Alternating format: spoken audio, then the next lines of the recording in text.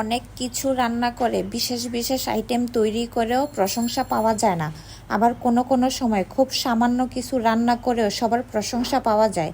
আসসালামু আলাইকুম। আজ আমি আপনাদের সাথে শেয়ার করব খুবই মজাদার পুঁইশাকের রেসিপি।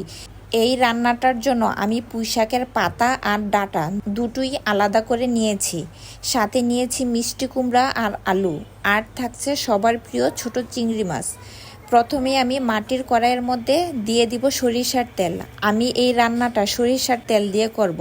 তেল গরম হলেই দিয়ে দিব চিংড়ি মাছগুলো দিয়ে একটু লবণ আর হলুদের গুঁড়া দিয়ে ভেজে নিব। সরিষার তেলের মধ্যে চিংড়ি মাছ ভাজলে এত সুন্দর ঘ্রাণ বের হয় যে এভাবেই খেয়ে ফেলতে ইচ্ছে করে। মাছগুলো ভাজা হলে ওই তেলের মধ্যেই দিয়ে দিব পুঁইশাকের ডাঁটা আর আলুগুলো। পুঁইশাকের ডাঁটা আর আলুগুলো একটু ভেজে নিব। যে কোনো সবজি রান্নার আগে একটু ভেজে নিলে খেতে অনেক স্বাদ লাগে আর সুন্দর ঘ্রাণও আসে। একটু ভেজে দিয়ে দিব মিষ্টি কুমড়াগুলো, তার সাথে দিব হলুদের গুঁড়া আর লবণ দিয়ে ঢেকে দিব। আমি পুরাটা রান্না আজ মাটির পাতিলে করেছি। মাটির পাতিলে রান্না করতে আমার অনেক ভালো লাগে, আর রান্না থেকে সুন্দর একটা ঘ্রাণও আসে, খেতে অনেক ভালো লাগে। সব একসাথে ভেজে দিয়ে দিব একটু পানি দিয়ে ঢেকে দিব যাতে সবজিগুলো সিদ্ধ হয়। আমার এই পুঁইশাকের তরকারিটা একটু মাখা মাখা হবে। আমি এতে কোনো পেঁয়াজ, রসুন, আদা বাটা কোনো কিছুই ব্যবহার করি নাই, তারপরও অনেক স্বাদ হয়েছে।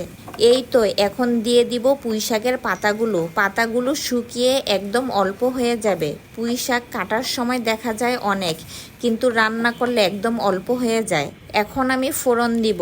আমি কড়াইতে সরিষার তেল দিয়ে দিব শুকনা মরিচ আর তেজপাতা, আর দিব কালো জিরা, পাঁচফোড়ন, একটু জিরার গুঁড়া আর মরিচের গুঁড়া দিয়ে দিব সিদ্ধ করা সবজিগুলো।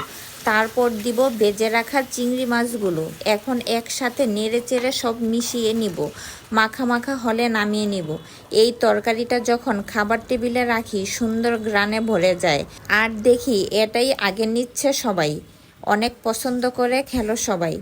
আমি নিজেই মুখে দিয়ে অবাক, পুঁইশাক দিয়ে এত মজার তরকারি আমি কিভাবে রান্না করলাম। সবাই একবার হলো এভাবে রান্না করে দেখবেন এবং সবাইকে খাওয়াবেন, সবাই অনেক প্রশংসা করবে।